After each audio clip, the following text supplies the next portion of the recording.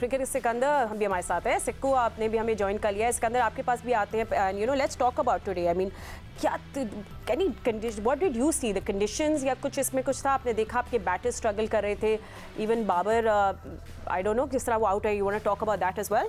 नहीं देखो, मुझे तो मैं समझता हूँ कि हमारे जो शुरू के बैट्समैन उन्हें शुक्र करना चाहिए कि साउथ अफ्रीकन ने सही लाइन पे बॉल नहीं किए।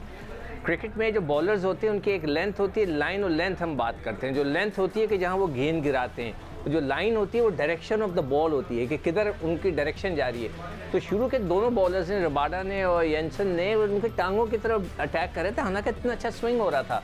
तो आई थिंक जो इनिशियल 13-14 ओवर थे, जब तक शान मसूद आउट नहीं हुए, जब तक बॉश नहीं आके बॉल कराए, तो उनकी बॉलिंग की डायरेक्शन इतनी मज़ेदार नहीं थी जिसकी वजह से हम सरवाइव करें।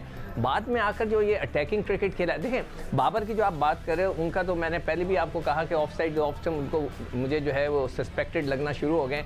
पता नहीं क्या हो गया है उन्हें, वो बाबर नहीं रह गए जो कि पहले थे, उनको नज़र लग गई है। अब इस दफ़ा भी वो देखें बाहर की गेंद को वो खेल कर वो आउट हो गए हैं। शान मसूद को देखें कितनी बाहर की गेंद को वो खेलेंगे जब वो भाई नजर लग गई है या थोड़ा सा प्रेशर में नजर आ रहे हैं आप? देखो नजर तो, मैं नहीं, आप पे तो नजर लग ही नहीं सकती। बाबर की बात हो रही है। नहीं,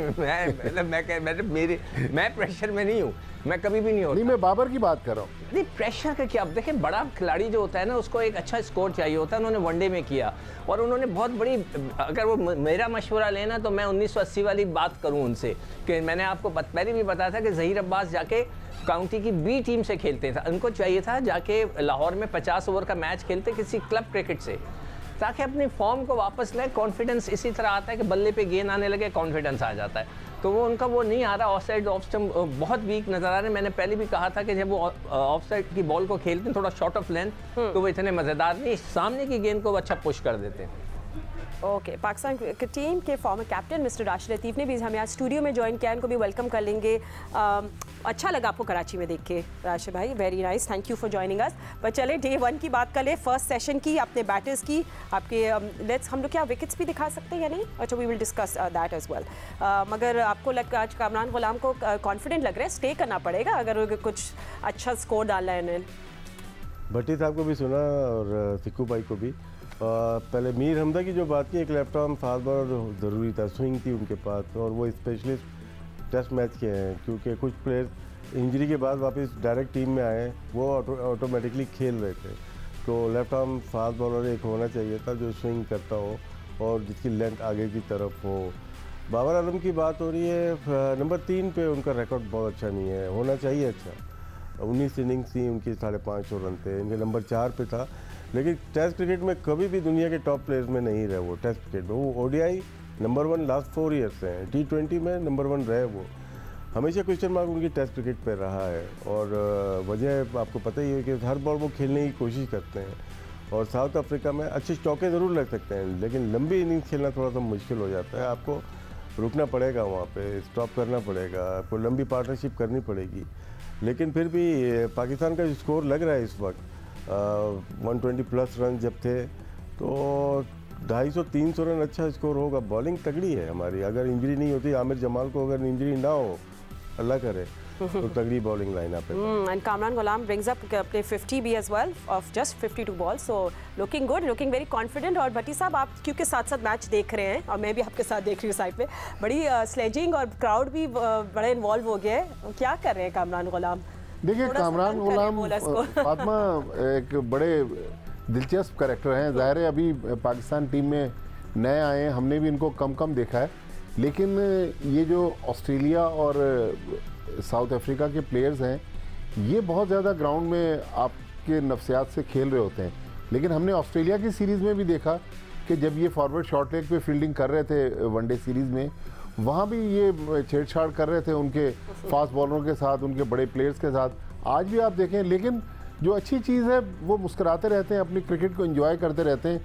यही एक प्लेयर की खूबसूरती है। और फिर एक नया प्लेयर इतने कॉन्फिडेंट के साथ पाकिस्तान टीम में आया, टेस्ट डेब्यू पे 100 किया, फिर वनडे में फिर क्या ज़बरदस्त उन्होंने जो साउथ अफ्रीका के ख़िलाफ़ वनडे पे एक इनिंग्स खेली, और आज इस पोजीशन में जहाँ विकेट पे गेंद सीम भी कर रहा है, बाउंस भी है, वहाँ उन्होंने अपनी क्लास तो दिखाई है। अभी अर्ली डेज हैं, लेकिन बहरहाल कामरान गुलाम मेरे ख्याल में पाकिस्तान क्रिकेट की बैटिंग लाइनअप में एक अच्छा इजाफा। राश भाई, आज सऊद शकील थोड़ा ऑफ लग रहे थे। आई थिंक मुझे लग रहा था he was all over the place, तो समझ नहीं आ रहा था कि किस तरह वो क्या करना चाह रही है। लुक गुड, पहले हमने इतनी अच्छी फायरी से उन्हें स्टार्ट किया, उसके बाद पता नहीं क्या हुआ, पेट्रोल ख़त्म हो गया, रन आउट ऑफ फ्यूल।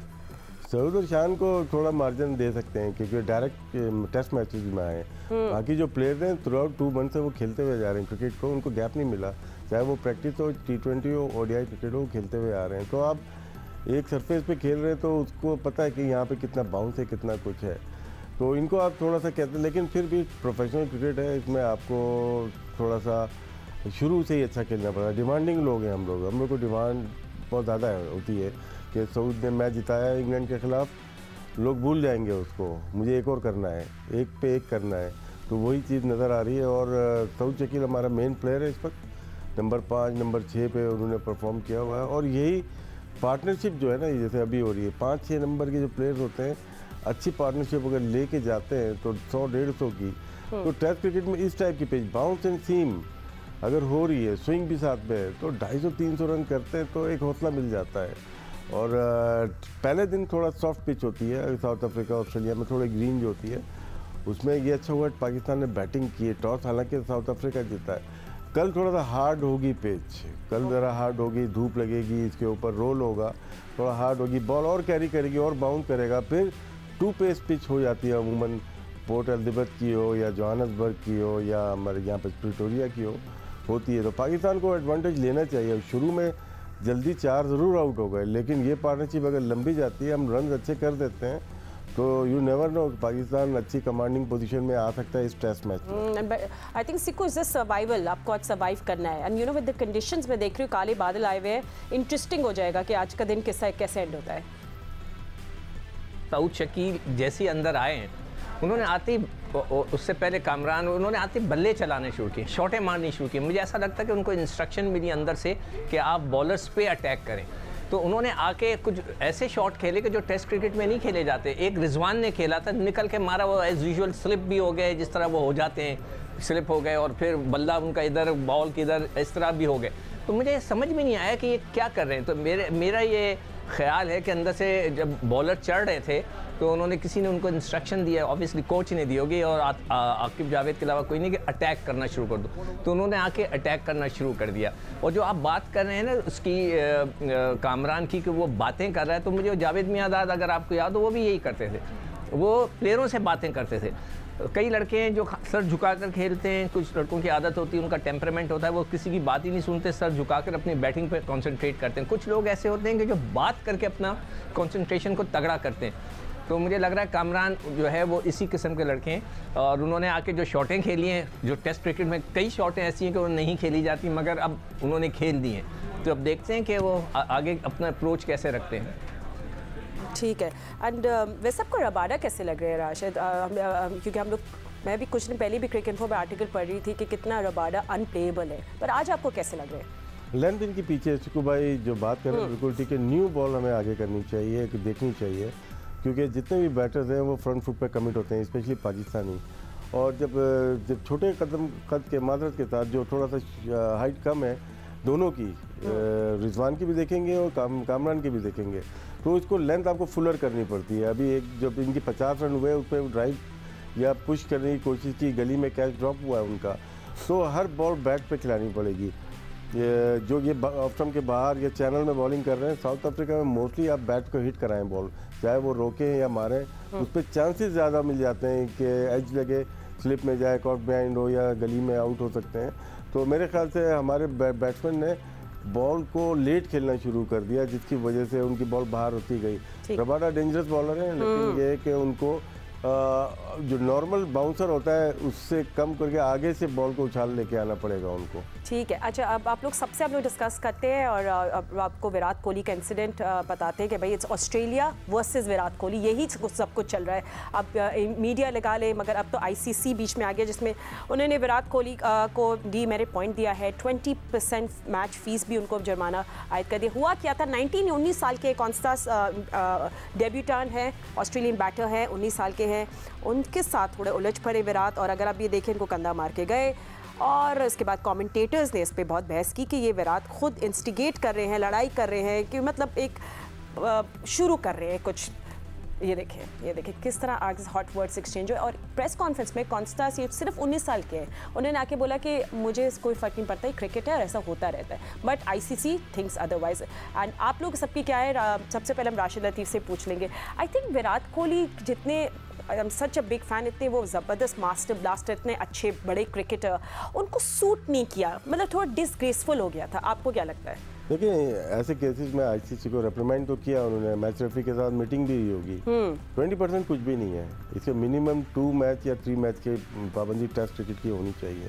क्योंकि मैं विक्टिम बैठा हूँ, सिक्कू भाई को याद होगा, एक कैच के ऊपर हुआ था, वो मैंने किसी के साथ वो नहीं किया था, 5 मैच की पाबंदी लगी थी, भट्टी साहब को भी याद होगा। जी। ये जो है ना, ये आप पुश कर रहे हैं, आप फिजिकल हो रहे हैं। फिजिकल फुटबॉल में होते हैं, रेड कार्ड मिलता है, 2 मैच भी जाते हैं, तो शायद इनको छोड़ दिया गया। ये फिजिकल आप डेलिबरेटली हुए हैं, पिच के साथ एक बैटर चल रहा है, और एक 100 टेस्ट मैच वाला दुनिया का बेहतरीन बल्लेबाज कैसे कर सकते हैं आप? बहुत तो प्लेयर्स के मैंने आज स्टेटमेंट पढ़े, स्मिथ ने भी कहा कि no doubt Virat Kohli one of the greats में से है, लेकिन ये एक्ट जो है ना, इसको बहुत नीचे की तरफ ले गया।